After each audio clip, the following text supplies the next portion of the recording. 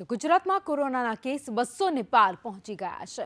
Corona active કેસનો આંકડો વધીને 223 થઈ ગયો છે। એક દિવસમાં રાજ્યમાં 33 કેસ નોંધાયા છે।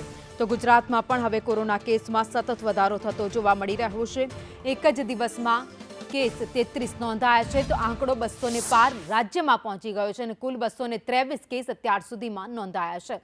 સૌથી વધુ 145 કેસ અમદાવાદમાં નોંધાયા છે, તો અમદાવાદ સિવિલમાં 8 માસની બાળકીને પણ કોરોના પોઝિટિવ આવ્યો છે। 8 માસની બાળકી હાલ ઓક્સિજન પર છે। સિવિલ અને સોલા સિવિલમાં કુલ મળીને 6 દર્દીઓ હોસ્પિટલમાં દાખલ કરાયા છે। વાત રાજકોટની કરીએ, રાજકોટમાં 23 કેસ, જ્યારે જામનગરમાં 11 કેસ નોંધાયા છે।